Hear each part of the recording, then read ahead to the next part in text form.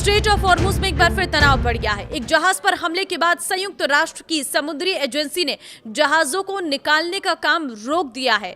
नमस्कार, मैं हूं आपके साथ ममता तिवारी और आप देख रहे हैं न्यूज 18 का डिजिटल प्लेटफॉर्म। जानकारी के मुताबिक हमला ओमान के तट के पास हुआ था। ब्रिटिश सेना ने बयान जारी कर जहाज को निशाना बनाए जाने के बारे में जानकारी दी थी।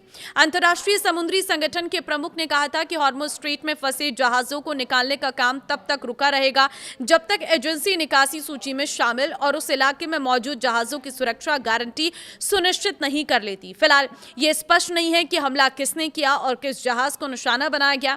इससे पहले ईरान ने जहाजों को चेतावनी दी थी वे तेहरान की मंजूरी के बिना हॉर्मुज स्ट्रेट से होकर जाने वाले संयुक्त राष्ट्र के मान्यता प्राप्त रास्ते का इस्तेमाल न करें। दरअसल संयुक्त राष्ट्र की समुद्री एजेंसी ने हॉर्मुज स्ट्रेट के जरिए जहाजों की निकासी की योजना को रोक दिया है। ये कदम तब उठाया गया है जब ब्रिटिश सेना ने जानकारी दी कि गुरुवार को ओमान के तट के पास एक जहाज का प्रोजेक्टाइल से हमला किया गया है। अंतर्राष्ट्रीय समुद्री संगठन के प्रमुख ने कहा कि जब तक एजेंसी को निकासी सूची में शामिल जहाजों और पूरे क्षेत्र के लिए सुरक्षा की गारंटी की पुष्टि नहीं हो जाती तब तक इस योजना को स्थगित रखा जाएगा। यह स्पष्ट नहीं हो पाया है कि ये मिसाइल किसने दागा और किस प्रकार के जहाज को निशाना बनाया गया था।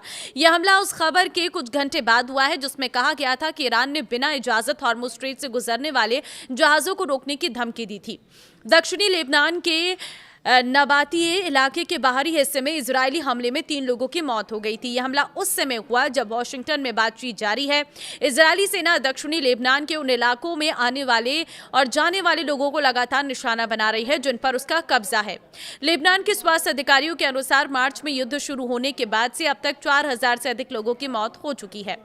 तो फिलहाल ये अपडेट है। हॉर्मुज का रास्ता एक बार फिर मुश्किल होता हुआ नजर आ रहा है जिससे पूरी दुनिया में हलचल मच गई है, क्योंकि हॉर्मुज एक ऐसी समुद्री मार्ग है जहां से लगातार जहाजों की आवाजाही होती है, तेल आता है, मसाले आते हैं, बहुत सारी चीजें इसी रूट से आकर निकलती है। लेकिन ये रास्ता बार बार बंद हो जाने से सप्लाई बाधित हो रही है जिससे महंगाई बढ़ रही है। नमस्कार।